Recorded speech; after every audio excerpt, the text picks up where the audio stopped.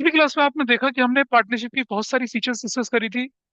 As far as features are concern, हमने feature में क्या क्या डिस्कस करा था कि दो या दो से ज्यादा लोग होने चाहिए आपके पास, दो या दो से ज्यादा पार्टनर होने चाहिए आपके पास। नोट्स आपके पास है। फिर हमने बोला था माइनर को आप एज ए पार्टनर भी क्या कर सकते हैं, इंक्लूड कर सकते हो minor as a partner also, that is also there. फिर हमने बोला था कि there must be an agreement, partners के बीच में क्या होना चाहिए, कि एग्रीमेंट होना चाहिए, एंड इट इज प्रेफरेबल कि वो एग्रीमेंट क्या हो जाए आपका, रिटर्न में हो। ओरल एग्रीमेंट की तो कोई बात ही नहीं होती है। थोड़ा सा और आगे चलें जरा। फिर हमने बोला था कि देर मस्ट बी अ, हाँ बिल्कुल वैलिड है, लेकिन जब तक सामने वाले भी माने उसे। चार पार्टनर हैं, ओरल एग्रीमेंट था, एक कहता है ये एग्रीमेंट तो हुआ ही नहीं। Until unless everybody is ethically bound with that, तब माना जाएगा ना उसको। अब एथिकली बाउंड ही नहीं तो फिर कैसे मानेंगे उसको। एथिक्स की बहुत बड़ी परेशानी है। फिर हमने बोला था बिजनेस क्या होना चाहिए, लॉफुल होना चाहिए। मतलब ऐसा नहीं है कि आपने एक्सटॉर्शन कर दिया, किडनैपिंग कर दी, उसका बिजनेस कर दिया, चरस गांजा बेच रहे हैं आप लोग, वो नहीं होना चाहिए। ठीक है जी। फिर हमने बोला था there must be mutual agency. मतलब म्यूचुअल एजेंसी का क्या मतलब हुआ, मतलब क्या हुआ कि partner must act as a principal, must act as an agent also. मतलब एक पार्टनर जो है अपने एक्ट से अपनी फर्म को बाउंड कर सकता है, और एक प्रिंसिपल अपने एक्ट से एजेंट्स को भी क्या कर सकता है, बाउंड कर सकता है। तो दोनों तरफ से, मतलब एक पार्टनर एजेंट भी होगा और क्या होगा, प्रिंसिपल भी होगा, उसे म्यूचुअल एजेंसी बोलते हैं। मैंने एग्जांपल दिया था कि चैरिटेबल ट्रस्ट के लिए अगर आप कोई काम करते हैं तो उसे आप पार्टनरशिप में नहीं डाल सकते हैं। आपने एक दुकान खरीद ली, उसे किराए पे दे दिया, और एक एग्रीमेंट बना दिया तीन लोगों ने कि किराया इक्वली बांटेंगे, उसमें पार्टनरशिप नहीं बोल सकते, क्योंकि म्यूचुअल एजेंसी क्या है उसके अंदर मिसिंग होता है। तो थोड़ा सा और आगे चलें। हमने बोला शेयरिंग ऑफ प्रॉफिट होता है। शेयरिंग ऑफ प्रॉफिट का मतलब ये नहीं कि सिर्फ और सिर्फ प्रॉफिट शेयर करेंगे, भाई लॉसेस शेयर करना भी इम्प्लाइड होता है। और एक बात बोली थी क्या, charitable activity will not be termed as a क्या, पार्टनरशिप। चैरिटेबल एक्टिविटी को क्या आप पार्टनरशिप नहीं बोल सकते हैं। Is that okay? चलिए थोड़ा सा आगे चलते हैं आप। इसके बाद,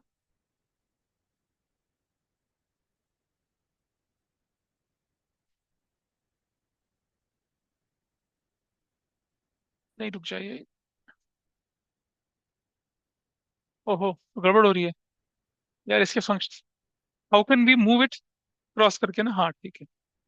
चलिए, लायबिलिटी ऑफ अ पार्टनर हमने बोला था ज्वाइंटली सेवियरली होता है। फिर पार्टनरशिप डीड का डिस्कशन।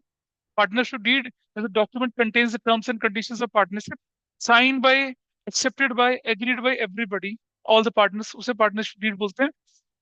और पार्टनरशिप डीड किसके हिसाब से बननी चाहिए, ये लिखा पार्टनरशिप डीड किसके हिसाब से बननी चाहिए आपकी, पार्टनरशिप डीड बननी चाहिए किसके प्रोविजन के हिसाब से, as per the provisions of stamp act. Stamp act के प्रोविजन के हिसाब से क्या बननी चाहिए पार्टनरशिप, बहुत इंपॉर्टेंट वाला कंटेप्ट है, मतलब कंसेप्ट है ये। थोड़ा और आगे चलें जरा। पार्टनरशिप डीड के कंटेंट बहुत सारे हैं आपके पास, रूल्स रिगार्डिंग ये सब, ये पार्टनरशिप डीड के कंटेंट आपने बचपन में पढ़े थे अच्छे खासे बिजनेस स्टडीज में। So you just have to read from the notes, उसके बारे में मैं डिटेल डिस्कशन नहीं करूंगा, क्योंकि पार्टनरशिप डीड के कंटेंट पे क्वेश्चंस नहीं आते हैं। अच्छा, salary commission payable to any partner, right and duties and liabilities, treatment of losses, settlement of account in the dissolution, settlement of disputes, और rules to be followed in case of admission, retirement, death, any other matter relating to the conduct of the business.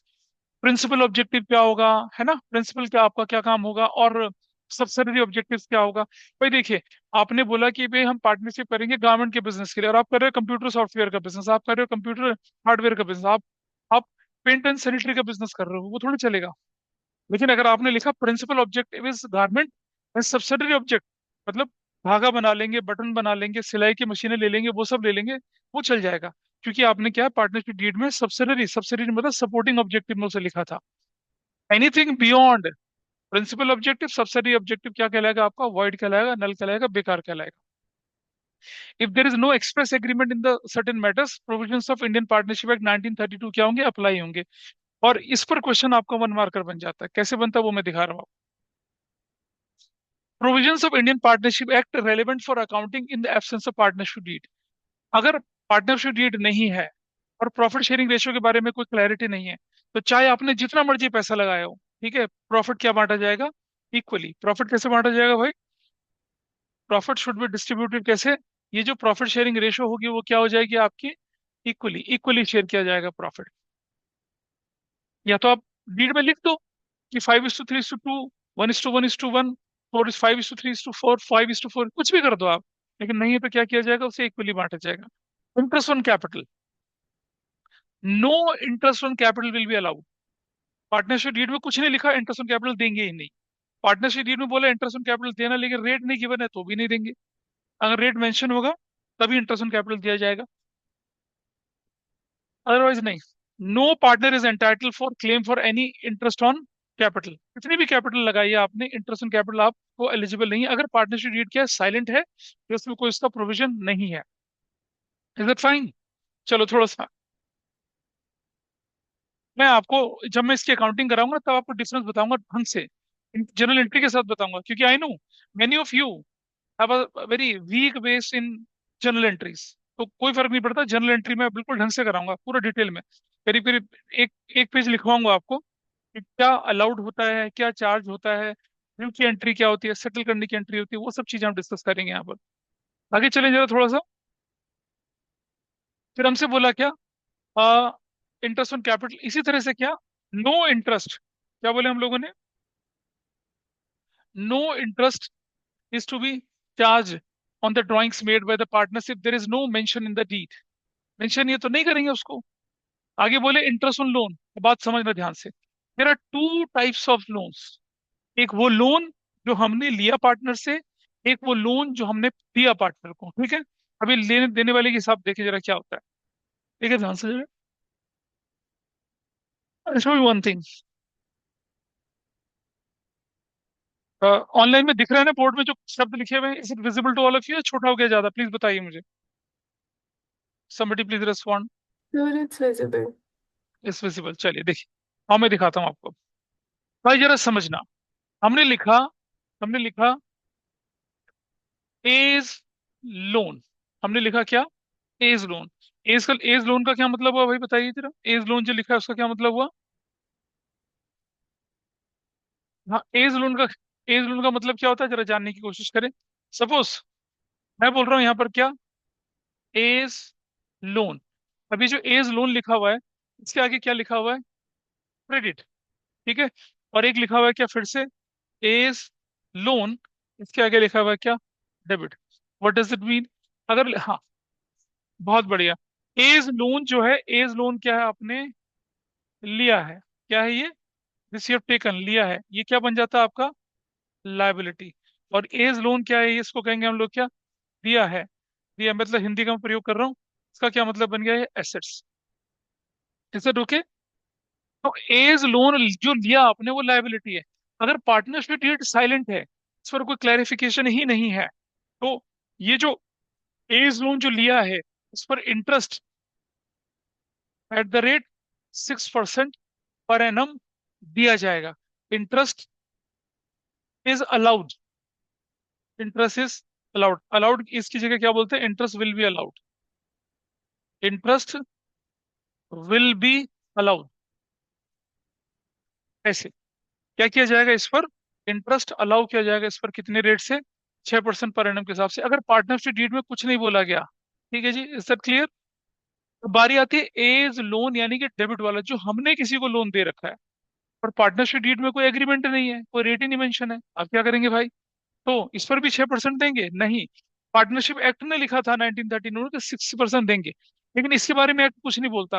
अगर partnership deed silent है तो क्या होगा, no interest on loan, no interest on, no interest on loan will be charge, no interest on loan will be charge. कोई भी interest loan आप charge उस पर नहीं करेंगे। तो जो लोन हमने लिया उस पर तो देना बनेगा, लेकिन जो लोन हमने दिया किसी को, अगर डीड में कुछ नहीं लिखा है, तो पार्टनरशिप एक्ट कुछ नहीं कहता, वो तो कहता तुम्हारा लोन था, तुम मेंशन करो, नहीं मेंशन करो इसका मतलब तुम्हें इंटरेस्ट चाहिए ही नहीं। तो कोई इंटरेस्ट ऑन लोन नहीं रिकवर किया जाएगा। मुझसे पूछो क्या पूछ रहे हैं, आस्क में।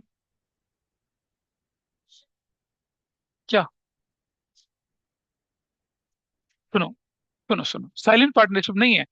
पार्टनरशिप डीड में अगर इंटरेस्ट लायबिलिटी वाले के बारे में कुछ नहीं बोला गया और इंटरेस्ट एसेट्स वाले के बारे में कुछ नहीं बोला गया, तब प्रोविजन क्या होता है, हम ये बोल रहे हैं। अगर पार्टनरशिप डीड में लिखा है इंटरेस्ट अलाउड एंड चार्ज 12% होगा, तो कोई कुछ ना मर्जी कर ले, 12% के हिसाब से आप लेंगे और देंगे। लेकिन अगर पार्टनरशिप डीड में लिखा ही नहीं है कि इंटरेस्ट ऑन लोन लायबिलिटी वाले पे कितना देना है और इंटरेस्ट ऑन लोन एसेट्स वाले पे कितना लेना है लिखा ही नहीं है। तब क्या होगा? अब कंडीशन नंबर वन, तब हम देखेंगे कि लोन लायबिलिटी वाला है या एसेट्स वाला है। अगर पता चला लोन लायबिलिटी वाला है, कुछ भी ना बोला जाए, तब भी पार्टनरशिप एक्ट कहता है कि 6% इंटरेस्ट अलाउ करोगे। पार्टनरशिप एक्ट कहता है। फिर हम देखते हैं कि लोन जो है वो एसेट्स वाला है, तो पार्टनरशिप डीड कुछ नहीं कहती, पार्टनरशिप एक्ट कुछ नहीं कहता। वो कहता है लोन अगर एसेट्स वाला है तो आप इंटरेस्ट ऑन लोन नहीं चार्ज करेंगे, रिकवर नहीं करेंगे, कुछ नहीं होगा। अगर लायबिलिटी वाला लोन होगा तो 6% अलाउड होगा, इसका ध्यान रखना। लेकिन अगर इंटरेस्ट कौन सा वाला है? एसेट्स वाला। तो उस केस में उस कंडीशन में क्या होने वाला है भाई? कुछ नहीं। लोग पता क्या करते हैं, दोनों में 6% लगा देते हैं। उनको लगता है कि पार्टनरशिप एक्ट न्यूट्रल रहेगा, वो कैसे दोनों के साथ भेदभाव कर सकता है। कानून भेदभाव कर रहा है। वो कह रहा है तुम्हारी लायबिलिटी है, तुम्हारी वजह से किसी का नुकसान नहीं होना चाहिए। हाँ, अपने आप अपना नुकसान करना चाहो तो इट इज योर चॉइस। अब भाई मैंने किसी को, सपोज मैंने आर्य को लोन दे दिया 5 लाख का। अब आर्य पूछे सर इंटरेस्ट इंटरेस्ट कितना, मैं कुछ बोलता ही नहीं हूँ। इसका मतलब I am not interested to take interest from her. या तो मैं बोलूं, बोलूं तो फिर पंगा ही नहीं होगा कुछ भी। लेकिन अगर पार्टनरशिप, हम पढ़ क्या रहे हैं, हम पढ़ रहे हैं provisions of partnership act 1932 in the absence of partnership deed. तब ऐसा करके चलते हैं। जैसे देखिए, हाँ डीड में तो लिखा रहेगा interest is allowed, interest is charge at the rate 8%। फिर तो कुछ नहीं, फिर तो 8% से चलनी है गाड़ी आपकी। लेकिन अगर नहीं मेंशन है तो क्या करना है आपको? सिर्फ इस पर देना है आपको, इस पर लेना नहीं बनता है। देखो फिर मैंने बोला आपसे, ओरल कंसेंट अगर आप और सामने वाला दोनों मानते हैं तो फिर डिस्प्यूट क्यों अराइज हुआ? नहीं नहीं, मैं पूछ रहा हूँ तुमसे, अगर ओरल पे इतना भरोसा तो why there is a dispute? अगर ओरल की बात मानो, लेकिन इसलिए बोलते हैं ओरल कुछ नहीं होता है, बोलने की बातें होती हैं। कानून ने ये प्रोविजन दे दिया। और देखो बेटा, पता क्या होता है, लॉर्ड मैकाले ने 1892 में शायद, यार 18, हाँ 1892 में हाउस ऑफ कॉमन्स में एक भाषण दिया। आपने देखा होगा, तुम्हारे छोटे स्कूल की दीवारों पे लगा हुआ है। उसने बोला कि मैं इंडिया के लेंथ एंड ब्रेथ तक गया और मैंने देखा ना कोई चोर चकारी हो रही, ना भिक्षा हो रही है, कुछ नहीं हो रही। सच अ एथिकली एनरिच्ड कंट्री। हमारे देश में 50,000 के करीब गांव हुआ करते थे, 52,000 गांव होते थे, और 72,000 गुरुकुल थे। हर गांव का अपना गुरुकुल होता था और कुछ सब कुछ सिखाया जाता था। 25 साल की उम्र तक तो बच्चा एजुकेशन लेता था। ठीक है, सब कुछ सिखाया जाता था। इसे रीजनिंग कहते हैं, वो लॉजिक सिखाया जाता था, फिलोसफी सिखाई जाती थी आपको। ये जो ब्लैक स्मिथ वाला काम वो सिखाया जाता, शस्त्र विद्या सिखाई जाती थी, मंत्र सिखाए जाते थे, सिद्धियां सिखाई जाती थी, तैराकी सिखाई जाती थी, कुश्ती मल्लखंब। क्या नहीं सिखाया जाता? 25 साल कम होते किसी को पढ़ाने के लिए। ठीक है।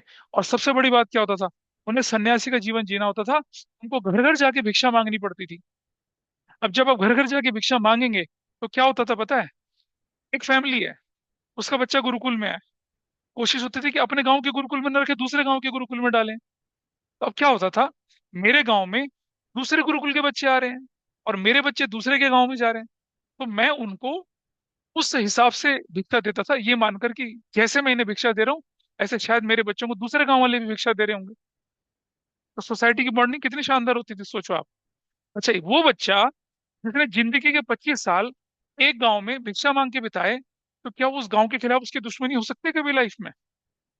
क्या वो सोसाइटी के लिए कुछ बुरा सोच सकता है? 25 साल तक सोसाइटी के टुकड़ों में पला हुआ बच्चा सोच सकता है? नहीं। तो मॉरली एथिकली हम लोग बहुत स्ट्रांग हुआ करते थे। रात छिप जाती थी, हम युद्ध बंद कर देते थे राजपूत। लेकिन इंट्रूडर क्या करते थे? रात में लड़ाई करते थे। बाद में शिवाजी ने फिर उन्हीं के तरीके को अडॉप्ट किया, उसने भी रात में हमला सुना। भाई, एथिक्स उसी के सामने तो चलाओगे ना जो एथिक्स का पालन करेगा। तुम तो एथिक्स की बात कर रहे हो, वो तो सामना एथिक्स कुछ है ही नहीं। तो ये तो सब क्या थे? बर्बर कबीले थे। एथिक्स कोई चीज होती नहीं थी उनके अंदर। तो अगर पार्टनरशिप में एथिक्स आप सामने वाला और हम दोनों फॉलो कर रहे हैं तो डिस्प्यूट ही नहीं अराइज होगा ना। और अगर डिस्प्यूट नहीं है तो फिर ये सब प्रॉब्लम ही नहीं होगी। तो आपको क्या देखना है कि रिटर्न में क्या लिखा था, डीड के अंदर। डीड के अंदर रिटर्न देखो ना, पार्टनरशिप डीड की एब्सेंस बोल रहे हैं। तो अगर डीड में नहीं लिखा हुआ, अगर आपने लोन लिया है तो उस पर इंटरेस्ट देना पड़ेगा, और अगर लोन दिया है तो उस पर इंटरेस्ट नहीं जाएगा। लायबिलिटी वाले लोन पे 6% देना ही देना है, असेट्स वाले पे कुछ नहीं करना। ठीक है जी। चलिए आगे बढ़ते हैं थोड़ा सा। ये लिखा है देखो, इफ फॉर्म की स्पेलिंग ठीक कर देना, if form advance any loan to the partner then interest will be charge on such loan at a prescribe rate. अगर होगा तो। And in case interest rate is not prescribed, interest will not be charge on such loan. जबकि liability वाले loan में ऐसा कुछ नहीं, prescribe है तो बढ़िया, नहीं प्रिस्क्राइब तो 6% बनता है। This is fine with everybody. बोलो भाई ठीक है।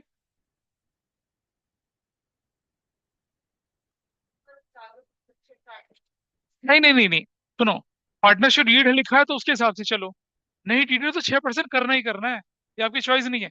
उसके बाद भी अगर आपके मन में बहुत परोपकार का भाव जागता है ना, तो भी कुछ नहीं कर सकते हैं, क्योंकि तो सामने वाले को देना है। सामने वाला मना करते भाई रहने दे इस बार, तब तो शायद हम मान पाए।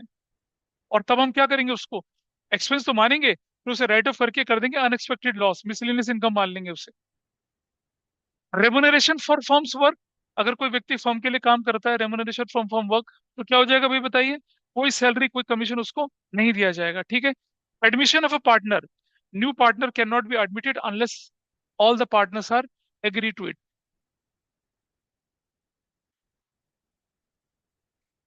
ना ना ना ना ना, बिल्कुल नहीं।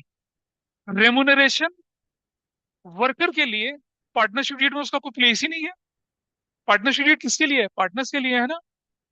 भाई पार्टनरशिप डीड में ये थोड़ी लिखो कि सैलरी वर्कर को कितनी देनी, कमीशन मैनेजर को कितना देना, नहीं। वो तो टर्म्स ऑफ एम्प्लॉयमेंट में लिखोगे आप, वो तो आपकी मर्जी है। तो पार्टनरशिप डीड तो पार्टनर्स के लिए बन रही है ना।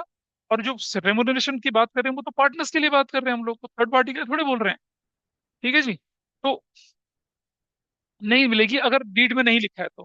कोई कमीशन नहीं मिलेगा, डीड में नहीं लिखा, लिखा है कि each partner is entitle 5% commission on net profit, या 5% कमीशन ऑन नेट सेल्स, तो उसके हिसाब से देंगे। नहीं लिखा तो कुछ नहीं होगा। ठीक है जी।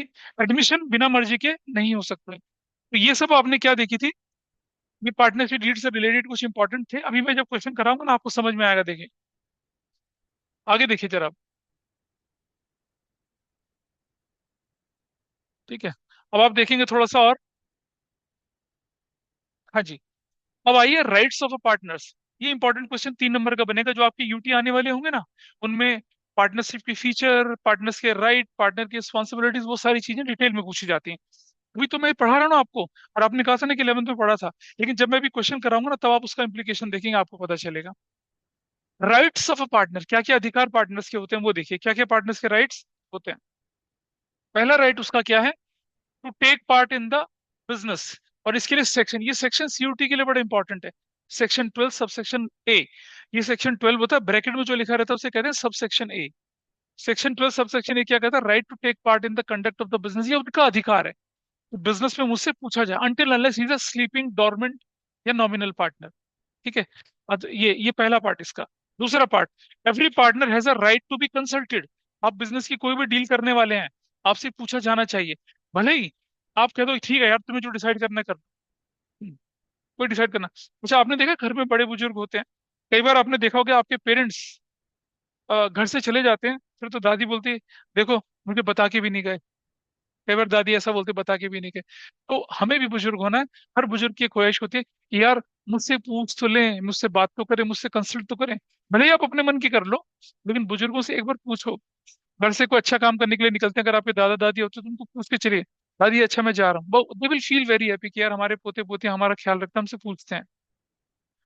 क्या फर्क पड़ता है। अब लाइक माय मेरी नानी घर में है, मेरी नानी। ठीक है। मैं खुद 60 का हो चुका हूँ, मेरी नानी भी है अभी। तो वो जब मैं जाता हूँ मैं कहता हूँ नानी मैं जा रहा हूँ। अच्छा ठीक है। अब मैं जैसे क्लास करके घर जाऊंगा ना 9-10 बजे करीब, मैं नानी मैं आ गया, ठीक है। फिर जैसे आते जाते हैं पूछते नानी खाना खा लिया, नानी चाय पी ली, हाँ हाँ ठीक है ठीक है, वैसे करते हैं। पर एक दिन मैं नहीं पूछूं तो पूछते हैं बेटा तेरी तबीयत ठीक है। क्या फर्क पड़ता है।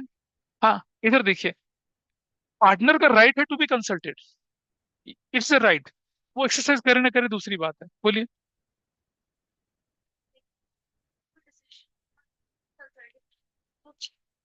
हाँ लेकिन पता सुनो, कहीं ना कहीं तो आप एक लाइन ड्रॉ करोगे ना। कैसे, मैं बताता हूँ। बैंक में जब आप जाते हैं ना, बैंक ड्राफ्ट बनते हैं। आपने कभी किसी कॉम्पिटेटिव एग्जाम्स की फीस भरनी हो तो अब तो ऑनलाइन हो जाता है ना, पुराने जमाने में बैंक ड्राफ्ट बनते थे। तो क्या होता है कि अगर बैंक ड्राफ्ट 5,000 रुपए तक का होगा, उस पर असिस्टेंट मैनेजर साइन करता है। बैंक ड्राफ्ट 20,000 रुपए तक का होगा, उस पर ब्रांच मैनेजर साइन करता है। अगर बैंक ड्राफ्ट 5 लाख तक का हुआ तो उसमें सीनियर ब्रांच मैनेजर साइन करता है। बैंक ड्राफ्ट अगर 10 लाख, 20 लाख, 50 लाख का होगा तो रीजनल मैनेजर साइन करता है। क्या कर रखा है भाई, लाइन क्या कर रखी है, फिक्स कर रखी है। तो ऐसे कॉन्ट्रैक्ट आपने पार्टनरशिप डीड में डिसाइड कर लिया कि भाई 50,000 तक के कॉन्ट्रैक्ट जो है वो कोई भी साइन कर ले, अप्रूवल की जरूरत नहीं है।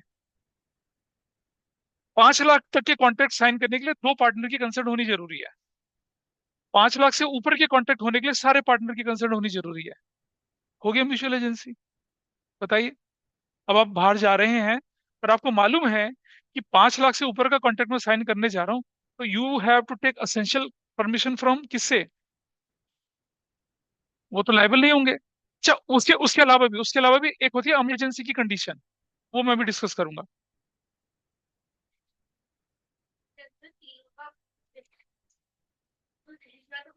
नहीं मानेंगे वो तो फिर क्या बोलेंगे, वो तो फिर तो वाइड हो जाएगा। हाँ, वो तो डीड के हिसाब से नहीं चल रहे ना फिर आप। आपने तो रूल रेगुलेशन वायलेट कर दिया ना। फिर उसके हिसाब से नहीं बनी बात। तो हाँ बोलो।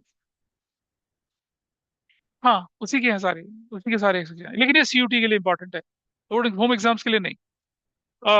Right to inspect the books of account, section 12D है। आपका हक है कि आप बुक्स ऑफ अकाउंट्स को क्या कर सके, इंस्पेक्ट कर सके, देख सके, चेक कर सके, जब आपका मन करे तब। आप अकाउंटेंट के पास जाएं, बोलो भाई दिखा अकाउंट्स दिखा, कोई रोक नहीं सकता आपको। It's your right. Right to remuneration, मतलब आपने अगर फर्म के लिए कोई काम किया है तो ये आपका अधिकार है कि आपको रेमुनरेशन मिले।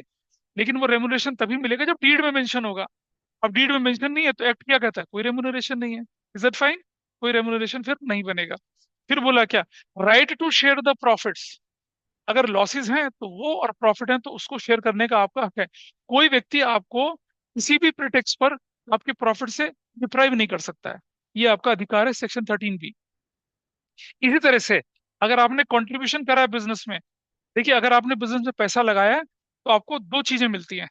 एक, उस पैसे पर आपको इंटरेस्ट मिलता है, और जो रिस्क आप बेयर कर रहे हैं उसका आपको प्रॉफिट मिलता है। भाई पैसा लगाने के दो बेनिफिट है, एक तो आपको प्रॉफिट मिलेगा और दूसरा आपको इंटरेस्ट मिलेगा।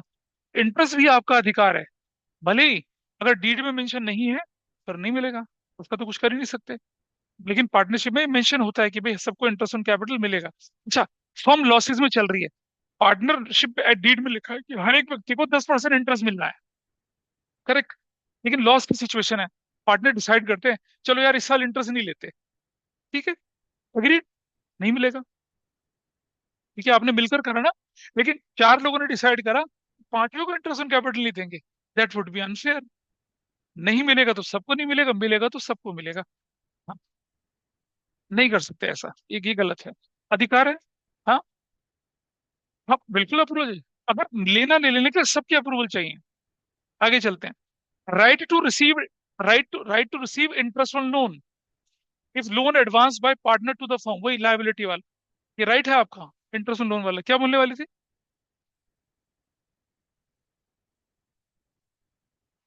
तो बोला तो था।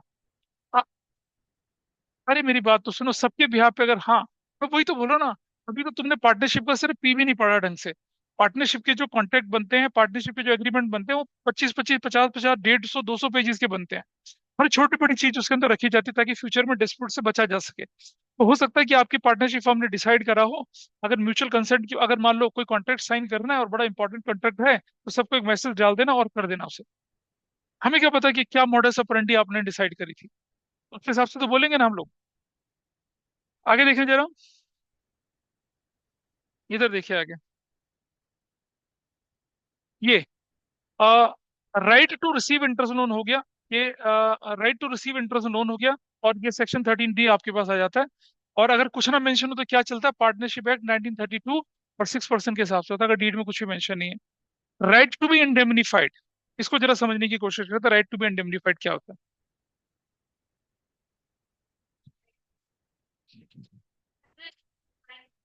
नहीं, कहाँ से आ गया? डीड जो होती है वो आपके सारे सेक्शन को सुपरसीड कर सकती है। हाँ। हाँ कर सकती है, ठीक है। अगर मान लो डीड में लिख दिया आपने कि कुछ नहीं मिला, ना इंटरेस्ट नहीं मिला, ना सैलरी मिला, ना कमीशन मिला, फिर काहे का राइट है? और ये कौन डिसाइड कर रहा है? सब मिलकर डिसाइड। आप सब डिसाइड कर रहे हैं कि फ्यूचर में आपके राइट कर्व हो जाएं, तो आपने तो डिसाइड करा। इसमें एक्ट क्या कर लेगा भाई?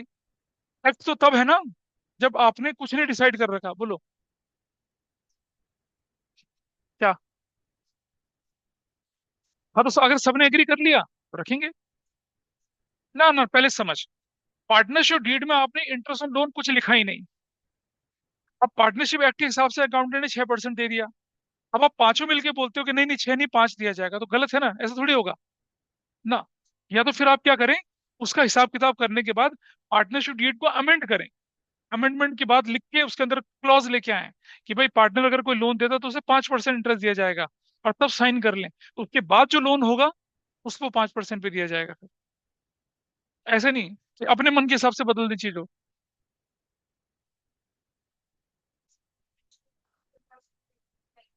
तो फिर वैसे ही होगा। भाई who has decided that unfair transaction? You guys only decided. और वो व्यक्ति पांचवा जिसको नुकसान हो रहा है उसके भी तो साइन है उसमें। पार्टनरशिप डीड तो सुपरसीड करती है हर चीज को। लेकिन अगर पार्टनरशिप डीड नहीं है तो ये सारी की सारी चीजें आएंगी। ठीक है, देखें आगे बेटा इसको। चलिए, अब एक देखते हैं हम लोग। ये आपका नाम क्या है? आपका नाम फलक, और ये परम, और ये चार लोग पार्टनर हैं, ठीक है जी। और सानवी के बाद क्या बताया था आपने? फलक। अच्छा फलक ना। अच्छा, आप लोगों का क्या था कि शोरूम जो था सिटी के अंदर था, और आपका गोडाउन जो था वो सिटी के बाहर था। ठीक है जी। इन्होंने क्या किया, फलक, और सर्दी की रात चल रही थी। उस गोडाउन में एक बड़ा सा गोडाउन, उसमें सामान रखा था, एक चौकीदार चौकीदारी करता था आग जला के। ये अपने पार्टी वार्टी करके रात को 1 1:30 बजे जा रही थी घर में, तो उसने देखा गोदाम, she has a clear instinct, six sense बड़ी है। उसने देखा कि गोडाउन के बाहर से ना शटर से हल्का सा धुआं सा दिखा, रात में उसे महसूस हुआ चिंगारी सी। इसने गाड़ी किनारे रोकी। देखा भाई से चौकीदार तो अपना लुढ़के पड़े हैं। भैया उठो। हाँ क्या हुआ? देखो अंदर आग सी लगी हुई दिख रही है। अच्छा जी। तो भाई शटर वटर उठाया, देखा तो आग के धुआं लपेटे निकलने लगे वहां पर। तो अब बड़ी परेशानी हो गई। तो अचानक ये क्या नाम है इसका, कौन बोले किसकी, हाँ, हाँ, हमारा तोंदू भाई उस समय क्या अपना ट्रैक्टर ट्रॉली लेके चल रहा था। Duck duck duck duck. Tractor trolley में क्या होता है, पीछे पानी का टैंक लगा रहता है ना। तो वो पानी का टैंक जो होता है, पेयजल वाला पानी का टैंक वो था। ठीक है।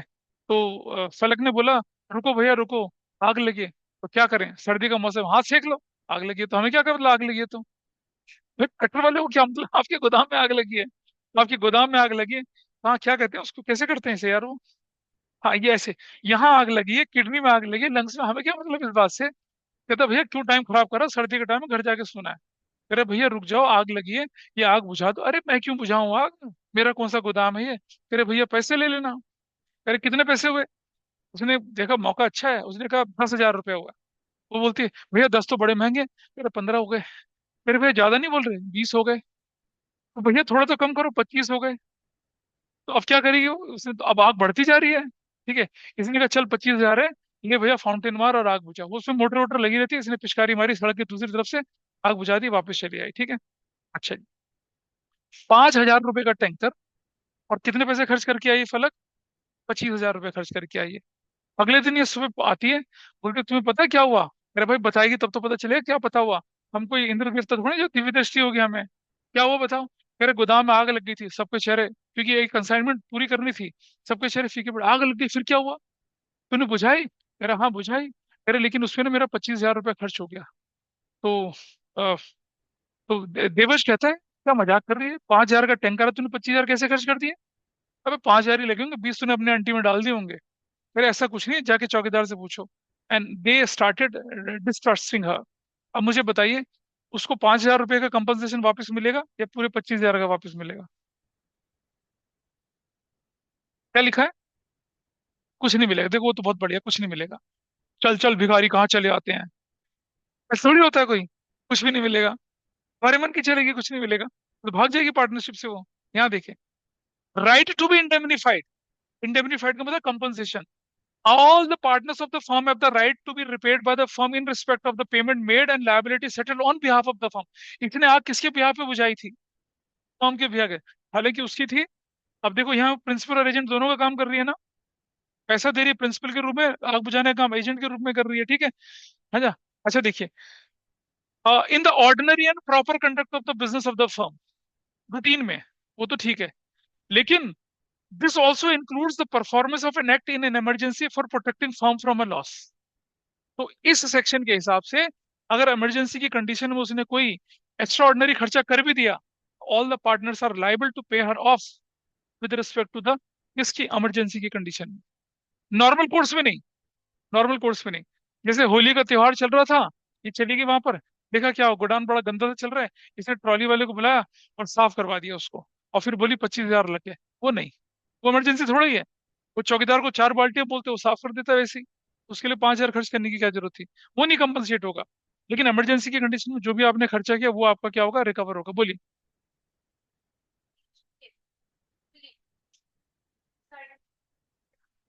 इसके बारे में, हाँ, नहीं ठीक है, मतलब प्रिंसिपल और एजेंट में से प्रिंसिपल वाला रोल उसने निभाया यहाँ पर।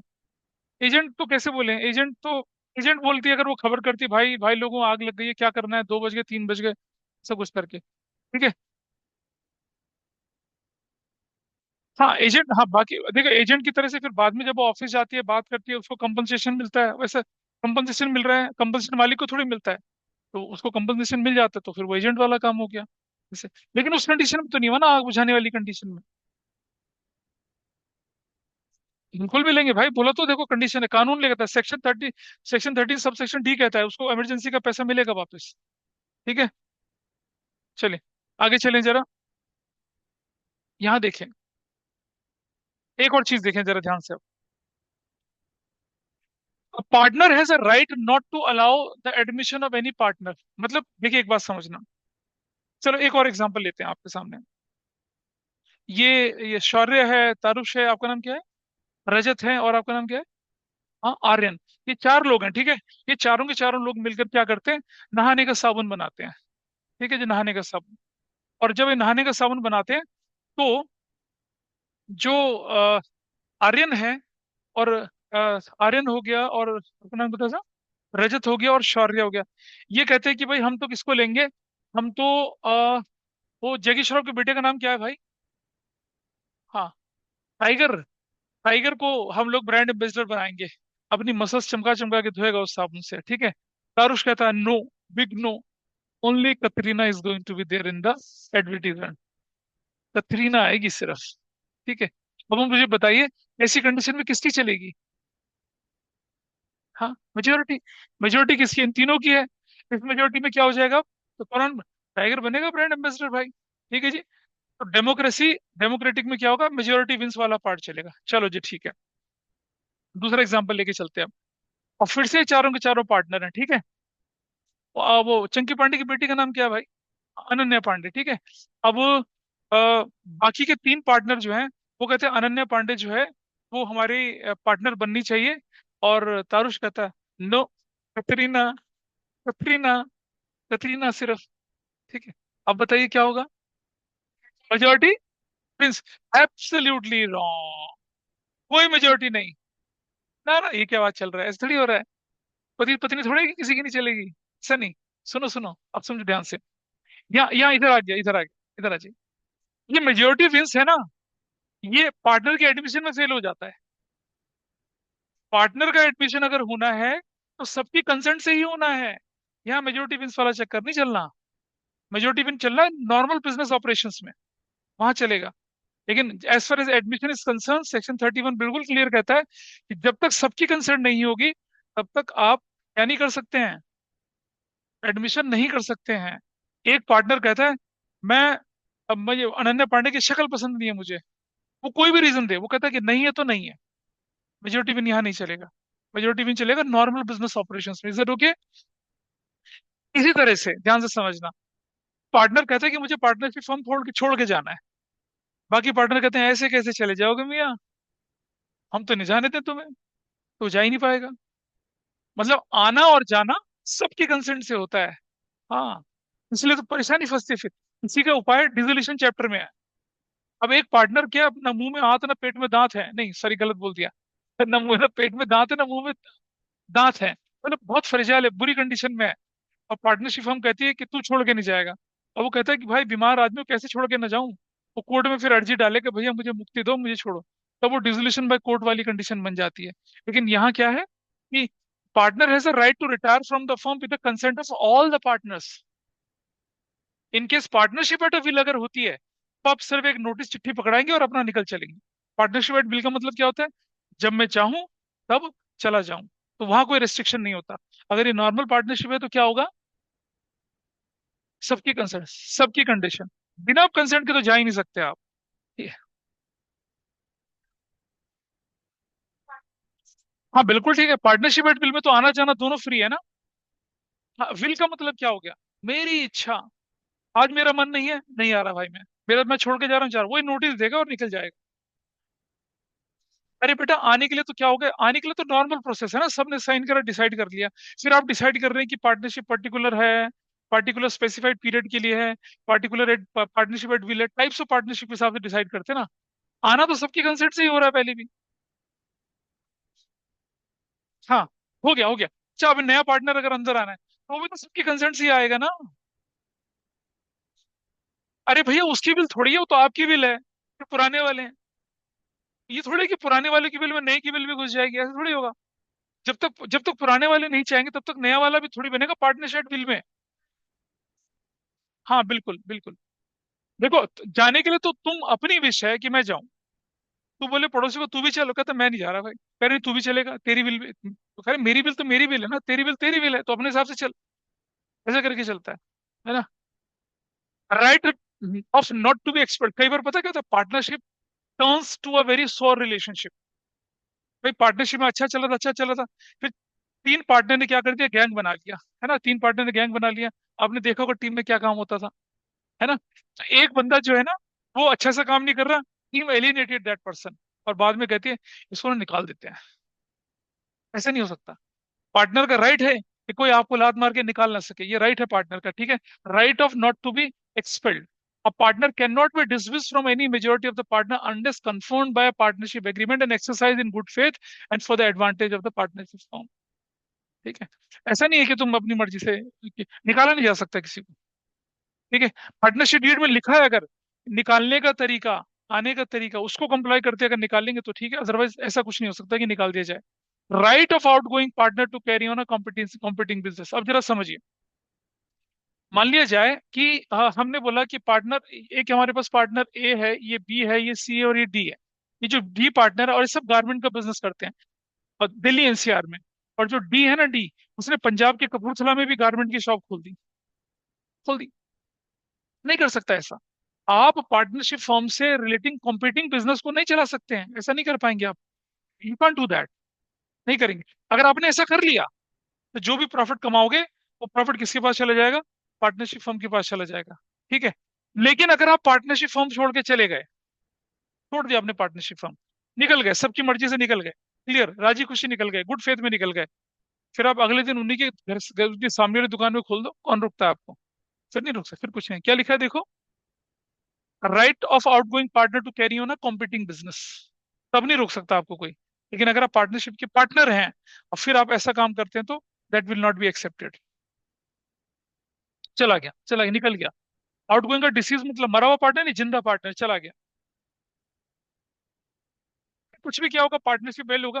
मतलब आउटगोइंग का मतलब है कि वो पार्टनर जो पार्टनरशिप फर्म की टर्म्स एंड कंडीशन के हिसाब से निकल गया। पार्टनरशिप में रहते हुए आप क्या नहीं कर सकते हैं, दूसरे बिजनेस को नहीं कर सकते हैं, और अगर कर दिया, पता चल गया, तो उसका प्रॉफिट प्रॉफिट सब आपको वापस मिल जाएगा। फिर फर्म को वो देना पड़ेगा आपको पैसा वो। अरे भाई मेरी बात सुनो, तुम्हारा गारमेंट का बिजनेस है, अब वो गारमेंट का बिजनेस ही खोल लेता है कोई करंट पार्टनर, तो वो कॉम्पिटिंग कहलाएगा। तुम्हारा गारमेंट का बिजनेस है, वो कंप्यूटर हार्डवेयर का बिजनेस खोल लेता है, क्यों रोक सकते हो तुम उसको? तब थोड़ी रोकोगे तुम। तब नहीं रोकेंगे। कॉम्पिटिंग बिजनेस का मतलब है कि सेम टाइप ऑफ बिजनेस जब आप कैरी करके चल रहे हैं, दिस इज फाइन।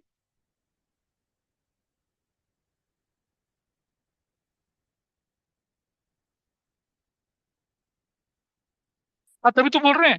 अगर वायलेट कर रहा है, नहीं सुनो, देखो, अगर आपका बिजनेस गारमेंट का, और आप एक पार्टनर गारमेंट का बिजनेस पंजाब में जाके खोलाया बिना बताए, ये तो परमिशन लेके, हाँ, उसमें बहुत कुछ वायलेट होता है। समझिए, बिना बताए पहले तो बिजनेस खोल रहा है वो, कॉम्पिटिंग बिजनेस खोल रहा है, भले वो आपकी सीमा के बाहर है। लेकिन पार्टनरशिप एक्ट क्या कहता है कि पार्टनर तो कहीं भी किसी भी जगह पर बिना कंसेंट के उस जैसा बिजनेस खोल ही नहीं सकता है। ये बड़ा क्लियर है। और अगर खोल लिया और पता चल गया, तो उस बिजनेस में जो प्रॉफिट होगा किसको मिलेगा? वो सारा इनको मिलेगा। हाँ, नहीं पता चल, भाई छुपी है तो लाज है, नहीं पता चलता, नहीं पता चला, नहीं पता चल रहा, कौन बोल रहा है? डिस्प्यूट कब अराइज होगा? जब पता चलता है। डिस्प्यूट रेजोल्यूशन क्या पार्टनरशिप एक्ट के आपके प्रोविजंस हैं। ठीक है जी। तो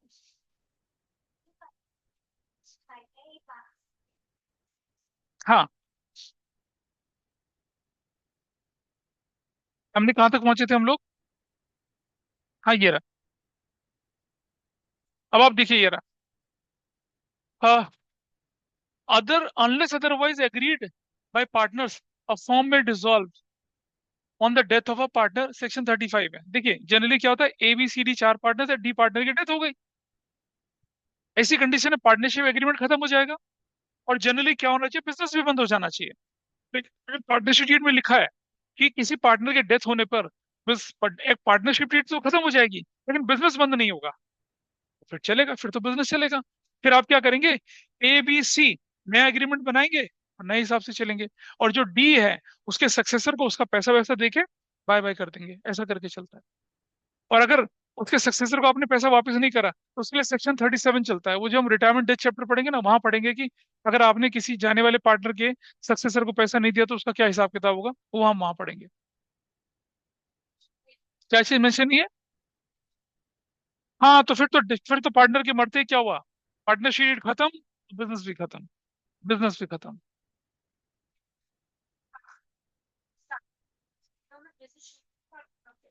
वहां से शुरू से स्टार्ट करेगी, बिजनेस को शुरू से थोड़ी स्टार्ट होगा। ऐसे थोड़ी करेंगे, दुकान का सारा सामान बेचेंगे, शटर गिराएंगे, फिर नए ऐसे थोड़ी होगा। It will not happen. Agreement के बाद दुकान वही, सब कुछ वही है। अरे एक बहुत प्रतापी लाला जी की डेथ हो गई, तो उसका बेटा क्या करेगा, सारा सामान बाहर फेंकेगा, तब करेगा क्या काम शुरू? एक एग्रीमेंट बदलता है बस, आगे नहीं कुछ होता है। ठीक है।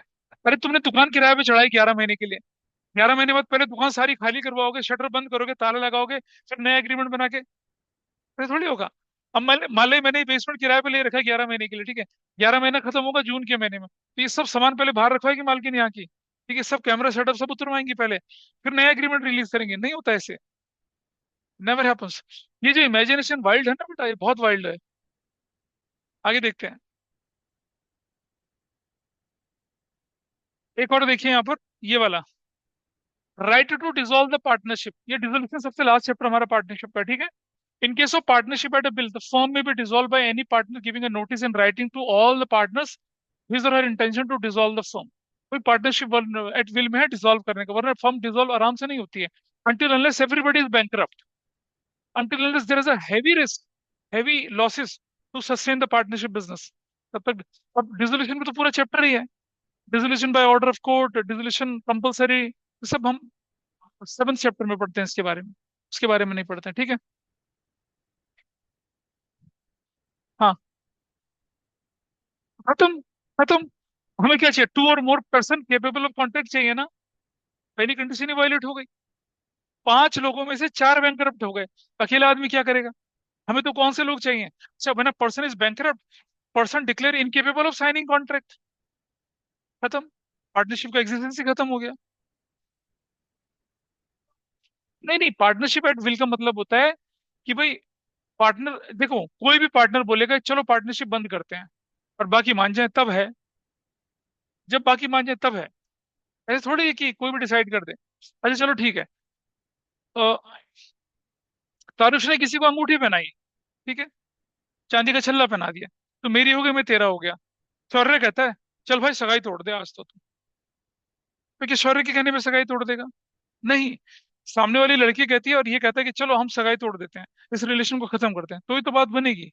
और हमारे देश में तो ऐसा भी नहीं होता, दुनिया भर के जस्टिफिकेशन माँ बाप भाई बहन परिवार इधर से भी और उधर से भी देने पड़ते हैं, तब जाके क्या है, फैसले होते हैं। हैं, ये थोड़ी कि अकड़ू पकड़ू दोस्त के कहने पे सगाई तोड़ दी, ऐसा नहीं होता। तो पार्टनरशिप एट विल का मतलब ये हुआ कि आपका क्लियर है कि जब पार्टनरशिप हम डिसॉल्व करनी होगी, एक बंदा नोटिस देगा, अब बाकी मान जाते हैं, अगर बाकी मान जाते हैं तो डिसॉल्व है, बाकी नहीं मानते तो वो चला जाए भाई, हम तो चलाएंगे अपना बिजनेस, ऐसा चलता है, ठीक है। इसका डिफरेंस नहीं हुआ।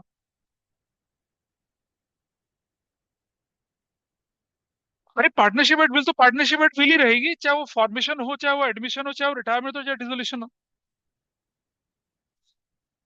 ना ना ना ना ना ना ना, भाई नहीं, बिल्कुल नहीं, बिल्कुल नहीं। नॉर्मल पार्टनरशिप तो डिसॉल्व होगी as per the terms and conditions mention agreed and accepted in deed. और विल वाले का तो मतलब है जब मन में आता तब हो जाएगी ना, ठीक है।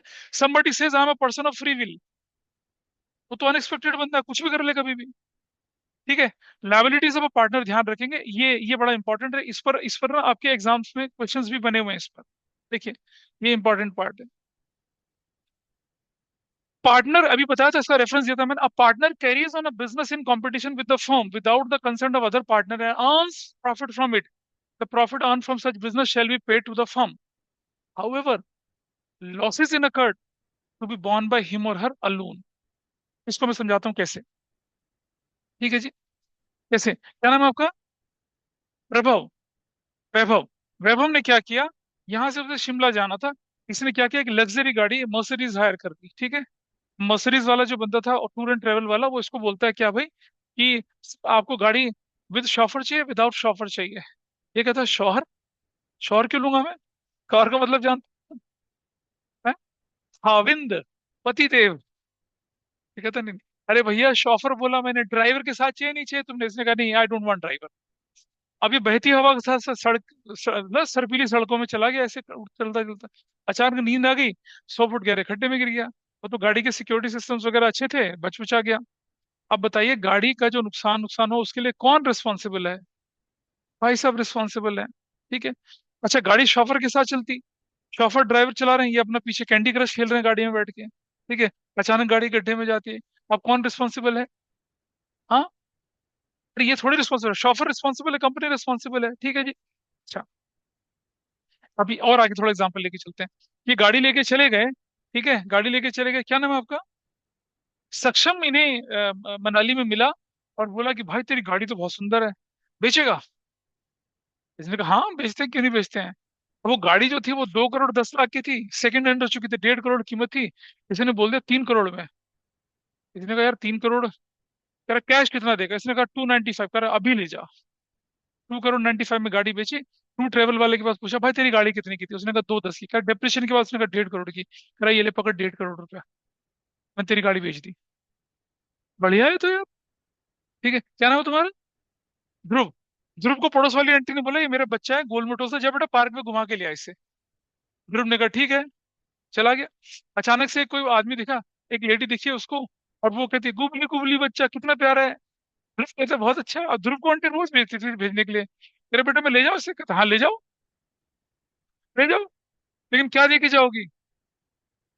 कह रहे आईफोन दूंगी तुझे बढ़िया वाला। और ला दे। उसने नया आईफोन दिया, उसने कहा जा ले जा बच्चा। ऐसे थोड़ी होता है किसी की गाड़ी किसी का बच्चा है ऐसे ही लेके तुम चले जाओ। No, it can't happens. अब जरा समझिए। ए रुको यार, तुम छोड़ो। अरे फालतू की चीजों में कितनी हंसी आती है, काम की बात में हंसी नहीं आएगी। सुनो, अब क्या हुआ देखिए। अगर आपने बिजनेस के पैसे से कोई काम किया, बिजनेस के पैसे से, अल्टीमेटली वो आईफोन किसको मिलना चाहिए था? आंटी को मिलना चाहिए था ना। आंटी पूछती बच्चा कहाँ है? ये ले आईफोन रख ले आंटी, पनौती बच्चा बेच दिया मैंने। आंटी कहेगी हाँ यार बढ़िया आईफोन है, मैं भी परेशान थी उससे। ऐसा थोड़ी होगा। तो प्लीज अंडरस्टैंड, अगर आपने बिजनेस के पैसे से कोई काम किया और प्रॉफिट कमाया, तो उस प्रॉफिट पे पहला हक किसका बनेगा? बिजनेस का बनेगा। ठीक है जी। लेकिन, ठीक है, आंटी ने बोला ध्रुव को ले बेटा बच्चा घुमा के आ, बच्चा खुश रहेगा तो मैं तुझे 5 चॉकलेट दूंगी। ठीक है। और बच्चा बड़ा खुश आया, इसने गुलगुली गुलगुली करा, झूला झुलाया बच्चे को, सब कुछ कर दिया। ठीक है। बच्चा बड़ा खुश है, अरे ध्रुव भैया बहुत अच्छे, मैं उनके साथ रहूंगा। ठीक है, ऐसे करके। और अब आंटी बड़ा खुश हो गई, यार मेरे बच्चे को इसने तो अच्छे से रखा। उन्हें कहा ले तुझे 5 चॉकलेट देते हैं। ठीक है। अब अचानक से बच्चा लेके गया पार्क में, और ये भाग रहा था, बच्चा पीछे पीछे भाग रहा था। बच्चे के पैर उलझे, बच्चा मतलब घिसट के छिल गया, बच्चा यहाँ से आगे से छिल गया बच्चा पूरा, हाथ पैर घुटने उठने सब छिल गए उसके। ठीक है। अब आप बताइए मुझे, अब गालियां, लानतें, मनानत ये किसको पड़ेंगी? सिर्फ को। ये बच्चा साफ सुथरा दिया तो छील के लिया ऐसे, ये तो गाजर छीलते लोग हलवा बना रहे, तो छील दिया, नहीं चलेगा ऐसे। लॉसेस में आप रिस्पॉन्सिबल बनेंगे, बड़ा क्लियर रूल है। ठीक है। अगर आपने बिजनेस के पैसे से कोई प्रॉफिट कमाया बिना बोले, प्रॉफिट किसको मिलेगा? बिजनेस को मिलेगा। लेकिन अगर लॉसेस हो गया, then you will held responsible. ये मैं नहीं कह रहा हूँ, कानून कह रहा है। ठीक है। हम तो कहते हैं भाई सुख दुख सब सेम होने चाहिए, सुख में जब तुम हो तो दुख भी तुम झेलो ना। लेकिन यहाँ थी बात ट्रस्ट की। परमिशन अगर होती तो प्रॉफिट कमाया तो फर्म का, लॉस भी क्या होता है, फर्म का। ये कहता है कि अरे भाई, एक 1 लाख के 5 लाख बना देता हूँ, पार्टनर का, अच्छा बना दे। इसने 5 लाख लगा के दे दिया, बेटिंग करी थी इसने, 5 लाख बना लिए, और अब की बार हार गया। तो अब ये रिस्पॉन्सिबल थोड़ा ही है, ये तो पूछ के गया था पैसे, ये मैं बैटिंग करने जा रहा हूँ, 1 के 5 बना के लाऊंगा। Got it? तो ये था आपका। अरे भैया सुनो, पूरा प्रॉफिट फर्म में जाएगा, प्रॉफिट शेयरिंग रेशियो में बटेगा, काम खत्म। समझे ना? मतलब प्रॉफिट इसका नहीं, सबका है। Partner earn profit from any transaction of the firm from the use of firm's property of the business connection. The profit so earned shall be paid to the firm, ये बोला है, ठीक है। और जो लॉसेस होगा वो लॉसेस आप ही को झेलना पड़ेगा, ठीक है। ये थोड़ा नोट्स पुराने वाला आ गया था। अब आगे चलते हैं जरा। अभी देखो टाइम बचा है कुछ, हो गया। हाँ ठीक है। So we are winding up today. अगली क्लास में इसका छोटा सा पोर्शन बचा हुआ, उसको मैं लेके देखा कुछ पीछे पड़े हुए हैं, इनफैक्ट पढ़ा क्या है, इधर देखिए जरा। लाइबिलिटीज हो चुका है। रेस्पॉन्सिबिलिटीज, हाँ पार्टनर्स की, इसको देखेंगे। और जो ड्यूटीज हैं, that is not in your CBSE syllabus as well as CUET syllabus, ये आपकी सिर्फ अंडरस्टैंडिंग के लिए मैंने दिया है। इसका हमें कोई रोल इसका नहीं, इसको करना। Is that okay? तो अभी आप अपनी बुक के जो है ना, 1 से लेकर 7 या 8 तक के क्वेश्चन एक बार पढ़ के आना। उसका डिस्कशन हम अगली क्लास में करेंगे। बुक खरीद लेना बेटा सब लोग, ठीक है। और अगली क्लास में बुक लेके आना। That will be better for all of us. ठीक। 1 से लेकर 7 तक के शुरू शुरू के एक्सरसाइज के क्वेश्चन वो देखना आप। चलिए। So that's all for today, Raunak and the other students. चलिए, बाय बाय।